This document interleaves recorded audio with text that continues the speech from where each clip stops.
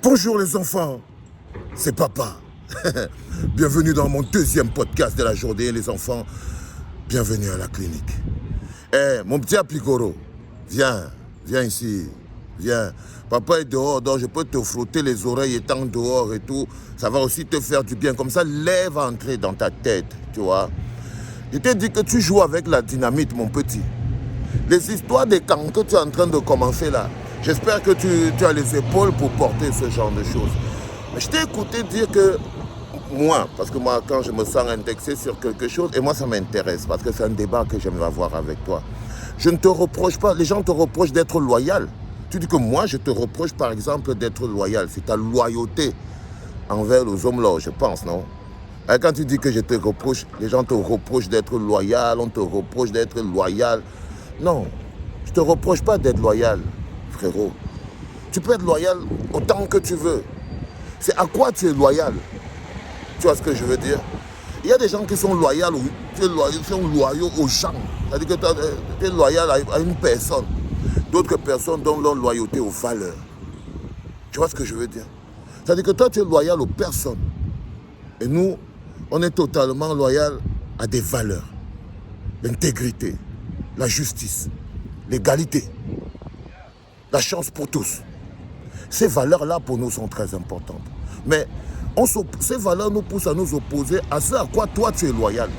Mais quand tu es loyal, par exemple, à un être humain qui a éventré la fortune publique, quand tu donnes ta loyauté à quelqu'un qui a détruit l'économie de notre pays, quand tu donnes ta loyauté à quelqu'un qui a humilié même les institutions, tu te rappelles encore de ce fameux voice des hommes là, c'est-à-dire comment il parle à un ambassadeur, comment il insulte un inspecteur de police, comment...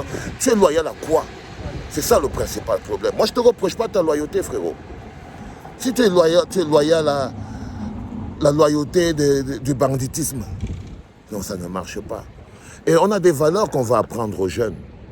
Et tu es totalement l'anti-valeur de ces choses. Parce que tu vois, faire croire aux gens qu'être loyal, c'est le travail. Non, le résultat de la loyauté, ce n'est pas le travail. Les gens, ils travaillent pendant des années et ils n'ont rien. Et il y a des mecs qui, parce qu'ils sont loyaux, comme la mafia, comme le banditisme, comme des choses comme ça. Et tu peux croire qu'il a eu son travail parce qu'il travaille. Non, avoir quelque chose parce que tu es loyal ne sert à rien.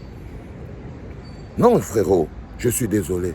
On ne te reproche pas d'être loyal. La loyauté est une valeur. La loyauté est une valeur, c'est une qualité. Mais c'est à quoi tu es loyal? Et c'est ça le plus important. Est-ce que tes intérêts personnels sont tellement plus forts que tu es capable d'être loyal au diable? Parce que quand ta loyauté va au diable, quand ta loyauté va à quelqu'un qui est en danger pour l'intérêt collectif, quand ta loyauté est à quelqu'un qui prône le tribalisme à ciel ouvert, excuse-moi frérot, on a besoin de dire aux jeunes, faites attention, la loyauté au diable peut détruire une société. Et je te vois jouer avec des éléments très importants parce que le repli identitaire que tu essayes de faire, tu essayes de créer un schisme dans une société ou alors occuper une place. Mais comme je sais que la manipulation de l'identité, la manipulation de la tribu est un système très pombaïque et que c'est un système actuel, divisé pour mieux disperser les énergies du peuple camerounais, les réduire en des tribus.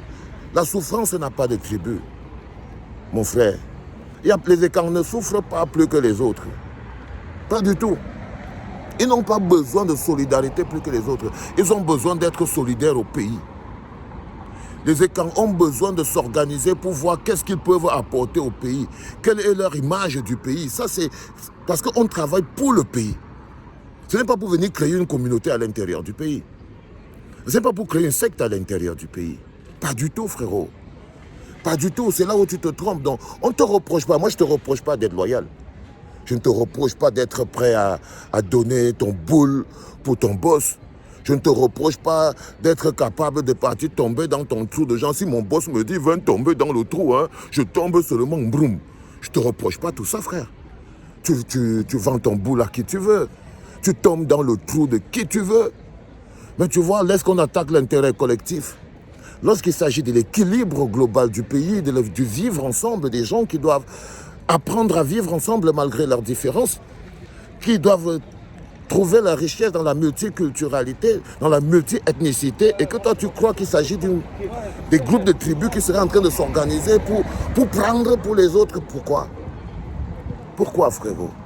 Pourquoi un jeune de ton âge, qui est directeur d'un groupe de médias, qui est donc censé être un jeune moderne, qui vit dans le monde moderne, peut réduire le pays en une tribu si ce n'est pas pour des intérêts politiques? Ridicule d'ailleurs.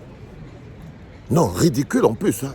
Parce que ce n'est pas seulement le fait de réduire le pays en tribus, ça montre même la pensée qui est dans ta tête. Mais c'est dangereux. Et quand je sais que 2025 arrive et que c'est comme ça que vous commencez, c'est votre process. Votre process est comme ça. Quand on va vous demander l'eau, le courant, l'électricité, faites votre bilan. Comment en est-on arrivé là? Vous allez nous vendre le tribalisme.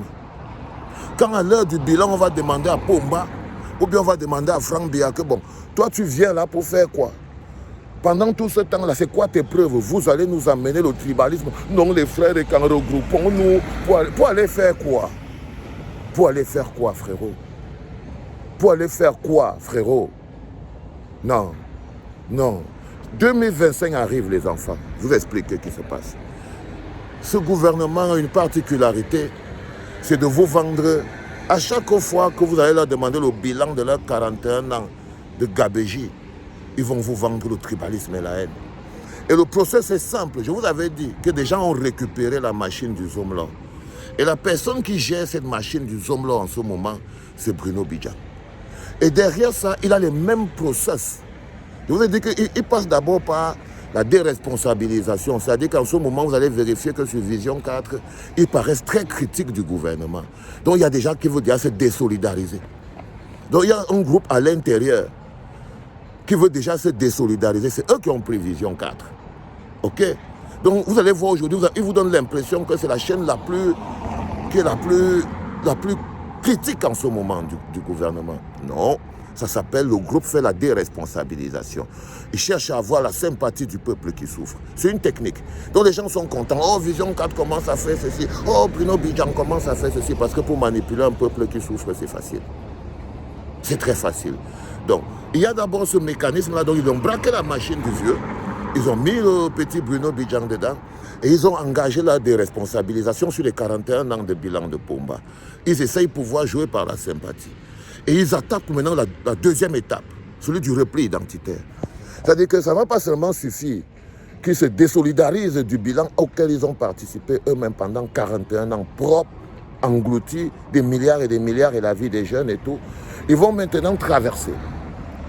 Ils vont appeler le repli identitaire.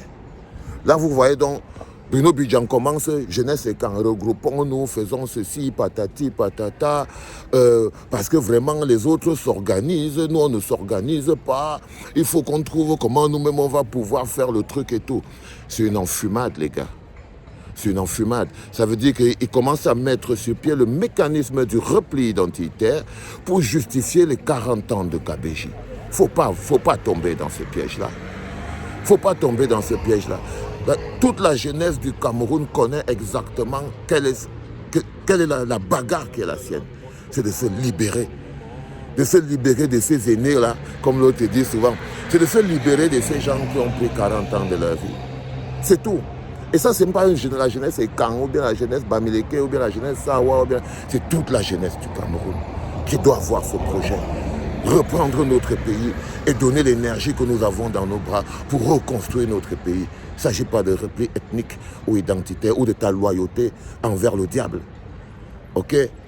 C'est de ça qu'il s'agit, mon petit. Donc arrête de te chier dessus et arrête de manipuler la nitroglycérine parce que ça peut te chauffer les doigts.